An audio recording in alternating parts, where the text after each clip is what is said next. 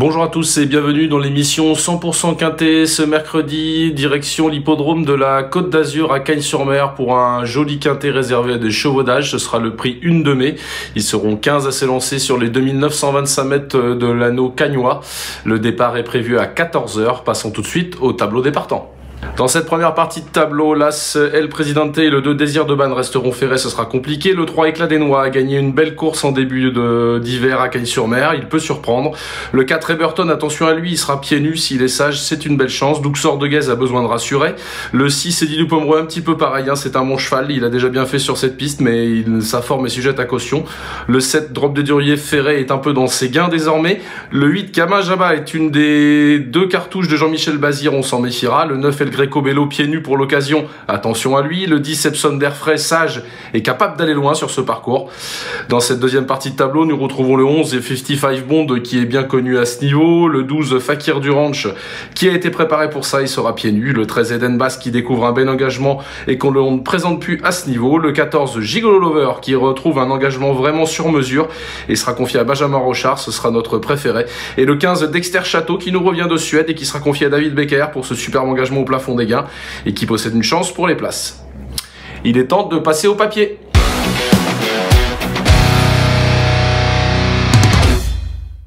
Dans cette jolie épreuve pour chevaux d'âge, je vais faire confiance au numéro 14, Gigolo Lover. Alors ce Gigolo Lover, on l'a vu beaucoup sous la selle ces derniers temps, ça n'a pas toujours été, il était un petit peu il avait des petits problèmes au niveau de ses allures. En dernier lieu, on a recouru Ferré attelé dans le prix du Forest, c'était vraiment très propre en retrait, en vue de cette course à Cagnes où il se retrouve très bien engagé parmi les plus riches. On lui a adjoint Benjamin Rochard pour l'occasion, ce qui est quand même un gage de qualité. Il sera déféré des 4 pieds, le tracé de Cagnes, tracé plat devrait lui convenir en plein, c'est un cheval qui démarre. Nous avons une petite fiche spéciale par rapport à ça, c'est la réussite de JMB à Cagnes l'an dernier en 2023. C'est simple, JMB il est venu courir 8 fois à Cagnes l'an dernier, il a gagné 6 courses pour 2 podiums, soit 100% de réussite. Donc quand il fait le déplacement, il faut s'en méfier. On va faire confiance à ce numéro 14, Gigolo Lover. Nous lui opposerons le numéro 10, Epsom d'Airfray. Alors ce Epsom d'Airfray, on va le revoir à l'œuvre lors de son avant-dernière sortie. C'était à Paris-Vincennes dans le prix de Strasbourg. Il avait commis une petite hésitation peu après le départ, mais était venu prendre la tête en descendant et avait fait beaucoup de train. Il est sorti détaché du dernier tournant et il n'avait malheureusement pas pu résister à FaceTime, qui est une des stars de l'hiver à Vincennes, qui a enchaîné plusieurs succès à niveau quintet, mais le cheval courait vraiment très bien, il marchait 12,5 sur la longue distance. Voilà, s'il s'adapte à la piste de Cagnes-sur-Mer, qu'il ne perd pas trop de terrain en partant et qu'il peut venir prendre l'avantage de bonheur, je pense qu'il peut aller loin dans ce quintet. Notre troisième favori sera le numéro 12, Fakir du Ranch. Ce Fakir du Ranch, avant de le revoir à l'œuvre, on a une fiche spéciale sur ce cheval qui représente la Kazakh brillant. Pieds nus sur le parcours des 1925 mètres de Cagnes-sur-Mer, c'est 14 courses pour 7 victoires et 7 podiums. En gros, il n'est jamais sorti des 3 sur ce parcours. Voilà, on va le revoir à l'œuvre lors de sa deuxième place le 16 décembre 2023 sur le parcours dans le prix Varennes. Ce jour-là, ça a été une course bloquée. Il s'est retrouvé dans le dos de l'animateur El Greco Bello. Ça ne s'est pas décanté, le cheval n'a eu le jour qu'à mi-ligne droite, il avait bien sprinté, mais c'est pas un cheval à faire 200 mètres.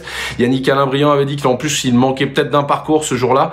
Il avait bien sprinté, mais vous voyez Éclat des Noix qui venait faire la différence en dedans, qui était en 3e à la corde. On voyait 55 Bond bien finir en dehors à la 3e place, et El Greco Bello qui avait animé les bas, qui finissait 4e. Voilà, et Eden Basque 5e qui n'avait pas le passage dans leur dos, la Kazakh bleue. Voilà, c'était vraiment une belle course de référence, même si, comme je vous le dis, c'était une course bloquée ce jour-là. Depuis, on a recouru Ferré dans le prix de la Côte d'Azur, ce Fakir du Ranch. Il sera pieds nus cette fois, je pense que là, on peut compter sur lui. C'est une bonne base dans ce quintet.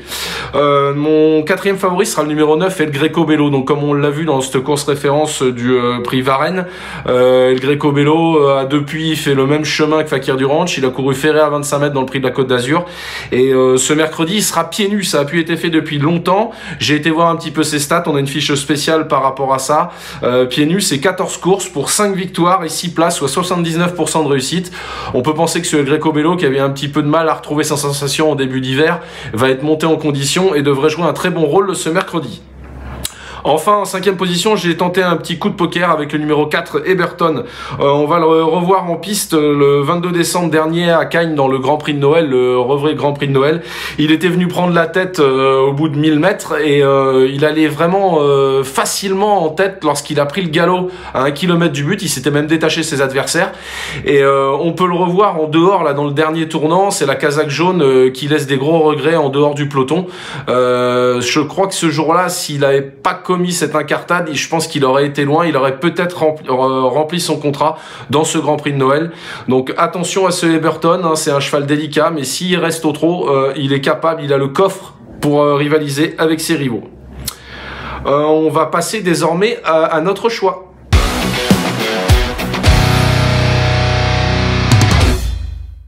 Dans ce joli quintet très ouvert, je vous conseille d'ouvrir vos jeux, mais pour mes 5 chevaux, mes 5 préférés seront le numéro 14 Gigolo Lover, ensuite le numéro 10 Epsom d'Airfray, ensuite le 12 Fakir du Ranch, le 9 El Greco Bello et le 4 Eberton. Bien sûr, des chevaux comme le 15 Dexter Château, le 13 Eden Basque, le 11 55 Bond sont évidemment des belles chances aussi pour les places et pour l'arrivée.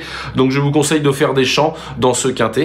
Il me reste à vous donner un conseil de jeu pour cette réunion. Ce sera dans la 6e course du programme. Je vous conseille le numéro 11 Keno Petvinière. C'est un très bon cheval. Il vient de terminer 3e d'un très bon lot à Vincennes sur la grande piste, seulement devancé par des chevaux comme Calsfella et Kinan de Joute, qui sont surtout pas les premiers venus. Il est au plafond des gains ce mercredi. Sylvain Roger n'effectue pas le déplacement sans ambition. On lui a adjoint David Beccaer qui s'est imposé lors de sa seule tentative avec lui. Voilà, je pense que ça sent bon. C'est une très belle course de poulain, mais ce Keno Petvinière peut tout à fait renouer avec le succès. Voilà, je vous remercie de nous avoir suivis, vous souhaite bon jeu à tous et vous dis à bientôt sur 100% Quintet. Merci à vous d'avoir suivi cette vidéo. Alors pour vous abonner à notre chaîne YouTube, c'est ici. Et pour suivre encore plus de vidéos Paris Turf, c'est de ce côté.